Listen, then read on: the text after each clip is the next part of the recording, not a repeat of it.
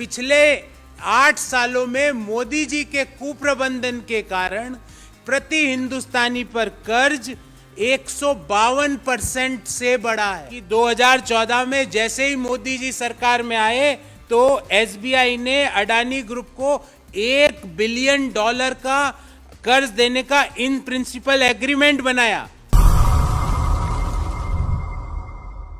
साथियों, आज की प्रेस वार्ता को अगर मैं 2 लाइन में समराइज करूं तो मैंने बहुत अच्छी 2 लाइन स्वयं ने लिखी है। सरकार के यार लेकर बेशुमार उधार,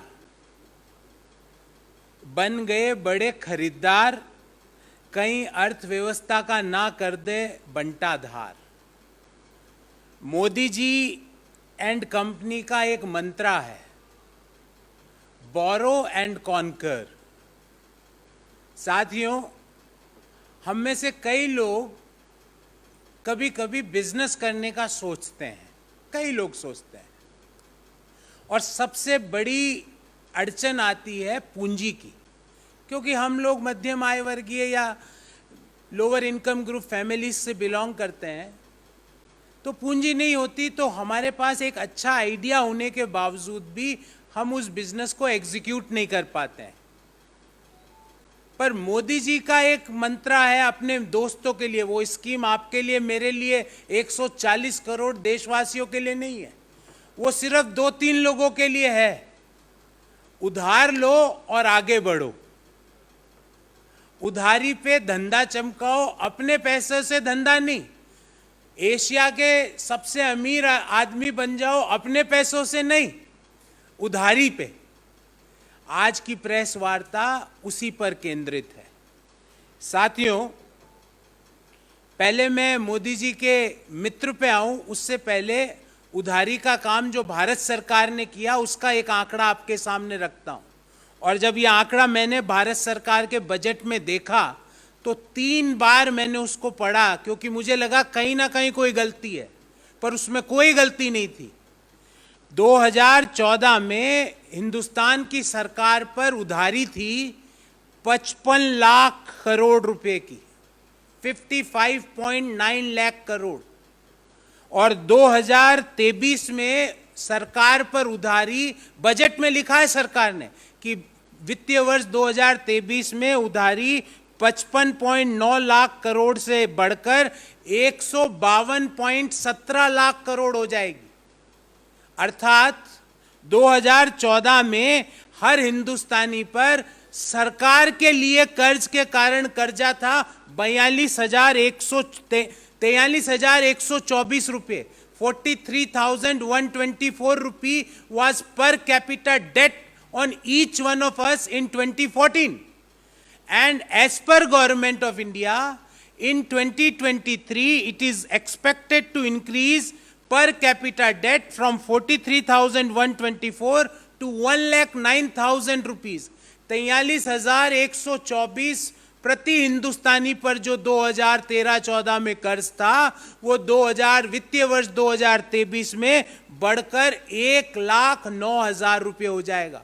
मतलब पिछले 8 सालों में मोदी जी के कुप्रबंधन के कारण प्रति हिंदुस्तानी पर कर्ज 152% से बढ़ा है।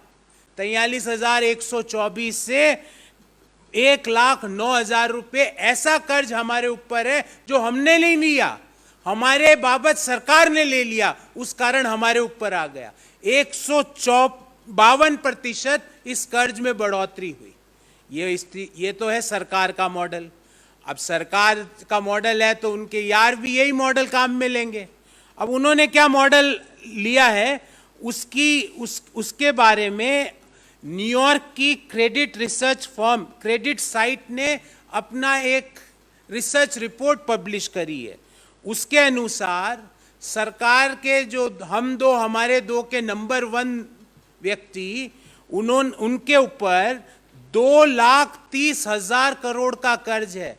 अडानी के ऊपर कुल कर्ज, अडानी ग्रुप के ऊपर 2,30,000 करोड़ रुपए का है।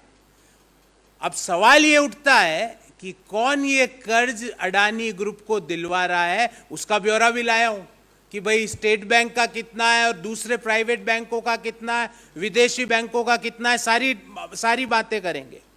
तो credit research firm credit site के अनुसार ग्रॉस डेट अडानी ग्रुप के ऊपर 2.3 ट्रिलियन रुपये इज इक्वल टू 2,30,000 करोड़ रुपया हो गया। अब ये रिपोर्ट आगे क्या कहती है, और बहुत महत्वपूर्ण बात इस रिपोर्ट ने कही है, वो कहती है कि अडानी ग्रुप ग्रॉसली लिवरेज्ड है, मतलब कर्ज में दबा हुआ है, फिर भी नया कर्ज मिलता जा रहा है। वो रिपोर्ट आगे ये कहती है कि अडानी ग्रुप को नए और अनरिलेटेड बिजनेसेस में जाने से बचना चाहिए, ये बड़ी रिस्क है उसके ऊपर।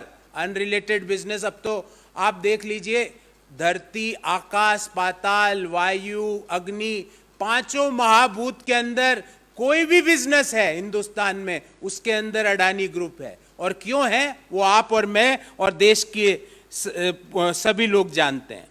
अब ये कहते हैं कि अडानी ग्रुप ने अपनी जेब से कैपिटल नहीं लगा रही, ये रिपोर्ट कह रही है, ये हमारा आंकड़ा नहीं है, ये हम नहीं कह रहे, कि अडानी ग्रुप कर्ज में दबा हुआ है। ये रिपोर्ट कह रही है कि अडानी ग्रुप अनरिलेटेड बिजनेस कर रहा है जिसका उसको कोई अनुभव नहीं है। ये रिपोर्ट कह रही है कि अडानी अपनी पर्सनल इक्विटी कैपिटल अपने ग्रुप्स में इंजेक्ट नहीं कर रहा है। आगे ये रिपोर्ट कहती है, और इस रिपोर्ट के हवाले से ही मैं पूरी बात कर रहा हूं, कि 2020 से 2022 के बीच अडानी ग्रुप ने 48,000 करोड़ रुपए का कर्जा लिया 1.5 साल के अंदर। अप्रैल 2020 से जून 2022 के मध्य 2 साल के अंदर 48,000 करोड़ का कर्जा लिया, जिसमें से मात्र स्टेट बैंक ऑफ इंडिया से 18,770 करोड़ रुपए का कर्जा लिया। रिपोर्ट कह रही है कि कर्ज में दब रहा है, रिपोर्ट कह रही है कि नए और जिन बिजनेसेस का अनुभव नहीं है उसमें ग्रुप जा रहा है, रिपोर्ट कह रही है कि बिजनेस में ग्रुप को अपनी स्वयं की कैपिटल लगाने की जरूरत है। पर स्टेट बैंक ने उसी दौरान 18,770 करोड़ रुपए का कर्जा 2020 से 2022 के मध्य दिया। अर्थात 2020 से 22 के मध्य जो अडानी ग्रुप ने कर्जा लिया उसका 40% कर्जा तो सिर्फ स्टेट बैंक ऑफ इंडिया ने दिया, और बाकी 14 ग्लोबल प्राइवेट बैंक्स ने, दुनिया के सारे बड़े 14 बैंकों ने मिलके, जिसमें जापान के बैंक, अमेरिका के बैंक, सिंगापुर के बैंक, ऑस्ट्रेलिया के बैंक, स्विट्जरलैंड के बैंकों ने, सबने मिलके 60% दिया, पर हमारे स्टेट बैंक ऑफ इंडिया ने अकेले ने उसको 40% दे दिया। चलिए साहब, अभी ये बात अभी खत्म नहीं हुई है। अब ये कह रहे हैं, ये रिपोर्ट कह रही है कि इसके कारण भारतीय बैंकों के ऊपर भयंकर रिस्क है, बड़ी रिस्क है बैंकों के ऊपर इस कर्जे के कारण। और इस रिपोर्ट के अनुसार अडानी एंटरप्राइज और अडानी ग्रीन एनर्जी ने जो जिनके ऊपर 94,400 करोड़ रुपए का कर्ज है, आपको जान के आश्चर्य होगा कि वह अपना जो ब्याज का खर्चा है, जो उनका टैक्स के बिफोर अर्निंग है, उसका मात्र 1.5 गुना, वो ब्याज का मात्र 1.5 गुना टैक्स के बिफोर की अर्निंग के रूप में कमाते हैं। EBITDA to tax to gross debt is 1.5 times only, EBITDA to gross debt. फिर ये रिपोर्ट आगे कहती है कि द रिपोर्ट हाईलाइट्स कि आने वाले समय में इनके नए बिजनेसेस में प्रॉफिट नहीं होगा। ये मैं नहीं कह रहा, ये रिपोर्ट कह रही है। और जब प्रॉफिट नहीं होगा तो या तो बैंकों को इनको और कर्ज देना पड़ेगा या बैंकों का कर्ज डूब जाएगा आने वाले समय में, क्योंकि ये नया नया बिजनेस करते हैं। अब इस रिपोर्ट में आगे कहा जा रहा है कि इसके कारण अडानी ग्रुप एक मैसिव डेट ट्रैप के अंदर जा चुका है। और इस रिपोर्ट के अंतिम पैराग्राफ में जो लाइनें लिखी है वो मैं अक्षरशः आपके सामने पढ़ के सुनाता हूं। Gautam Adani also enjoys healthy relationship with ruling Modi administration. ये as it is verbatim सुना रहा हूं आपको. Mr. Adani and Indian Prime Minister Mr. Narendra Modi know each other well, going back to the later days as the Chief Minister of the Gujarat state. ये इस report में लिखा गया. पूरा 2,20,000 करोड़ का कर्जा है. पिछले 2 सालों में आपने जो मेजर कर्जा लिया उसमें से 40% सिर्फ स्टेट बैंक ऑफ इंडिया से लिया. आप नए बिजनेस में जा रहे हो जिसके कारण इस रिपोर्ट में कहा गया है कि आने वाले समय में उन बिजनेसेस में उतनी प्रॉफिटेबिलिटी नहीं रहेगी, तो आपको बैंकों से और कर्जा लेने की जरूरत पड़ेगी, या बैंकों को आप कर्जा या ब्याज चुकाने में असमर्थ हो जाओगे. गौरतलब, ध्यान रहे, याद रहे कि 23 जून 2022 को मैंने एक और प्रेस वार्ता की थी, आपको याद होगा, जब श्रीलंका के प्रेसिडेंट के ऊपर मोदी जी का प्रेशर गया था कि वह जो रिन्यूएबल एनर्जी के पावर के प्रोजेक्ट है वो अडानी को अलॉट करे. ये हमने नहीं कहा, ये श्रीलंका के state owned Ceylon electricity board के चेयरमैन ने ये बात कही है. अभी तक उसके बारे में उसको किस तरह उस इश्यू को ख़त्म किया गया, चेयरमैन साहब के ऊपर दबाव डाला गया कि नहीं दबाव डाला गया, उन्होंने अपने शब्द वापस लिए. गौरतलब है कि 2014 में जैसे ही मोदी जी सरकार में आए तो एसबीआई ने अडानी ग्रुप को $1 बिलियन का कर्ज देने का इन प्रिंसिपल एग्रीमेंट बनाया और उसको वापस लेना पड़ा था. आफ्टर कांस्टेंट प्रोटेस्ट एसबीआई ने उस एमओयू को स्क्रैप किया. फिर 2020 में एसबीआई ने अडानी के कार्मिशेल कोल प्रोजेक्ट जो ऑस्ट्रेलिया में है उसको 5,000 करोड़ का लोन देने की फिर पेशकश की, पर प्रेशर बाय इन्वेस्टर्स का जब प्रेशर आया तो वो लोन भी स्टक हुआ. अभी इसमें क्या अपडेट है उसके बाद किसी को कुछ नहीं पता है.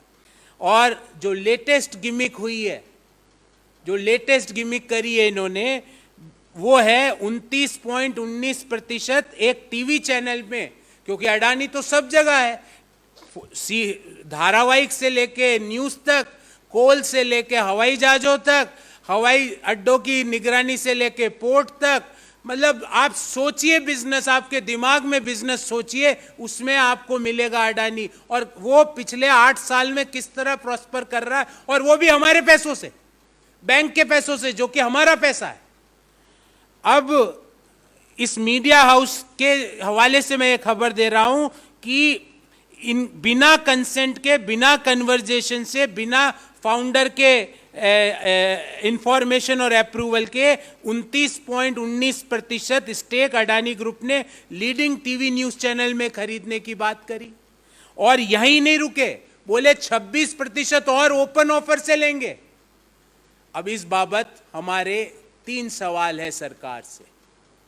पहला, वह कौन है सरकार में व्यक्ति जो बैंकों के ऊपर दबाव डालता है अडानी ग्रुप को कर्जा देने के लिए, क्योंकि कर्ज पे कर्ज बढ़ा जा रहा है, कैपिटल अपनी तरफ से अडानी ग्रुप लगा नहीं रहा है, कर्जे पे बिजनेस किए जा रहा है, एक्विजिशन पे एक्विजिशन किए जा रहा है. वो कौन व्यक्ति है जिसने एसबीआई को या अन्य बैंकों को अडानी ग्रुप के ऊपर, अडानी ग्रुप को लोन देने का दबाव डाला? हम पूछना चाहते हैं कि इसके कारण जो भारत की अर्थव्यवस्था के ऊपर जो ह्यूज रिस्क आई है, 2,20,000 करोड़ का ऋण है, टोटल डेट इज 2.2 ट्रिलियन. और अगर हम मौजूदा जो यूएस डॉलर इंडियन रुपी की रेट ले तो 2,30,000 करोड़ हो जाएगा. तो वो कौन लोग हैं जो स्टेट बैंक पे दबाव डालते हैं अडानी ग्रुप को कर्ज देने के लिए? दूसरा, अभी जब अडानी ग्रुप ने एक मीडिया हाउस का होस्टाइल टेक ओवर करने का जो प्रयास किया जा रहा है, और ले लिया, प्रयास क्या किया जा रहा है, ले लिया, securities and exchange board of India और वित्त मंत्रालय क्यों खामोश है? क्यों वो इसकी जांच नहीं करवाता कि ये होस्टाइल टेकओवर कैसे हुआ, कौन कौन से सेबी के जो नोटिफिकेशंस और सेबी के जो सर्कुलर्स है उनका उल्लंघन हुआ है, वो क्यों मुखदर्शक बन के बैठा हुआ है। तीसरा कि जब एक फर्म 2,30,000 करोड़ का कर्ज लेके देश में काम कर रही हो, अगर वह फर्म डिफॉल्ट करती है तो अर्थव्यवस्था पे जो दुष्प्रभाव उस डिफॉल्ट के कारण पड़ेगा, उसके लिए मोदी जी और वित्त मंत्रालय में निर्मला सीतारमण जी ने क्या तैयारी करके रखी है।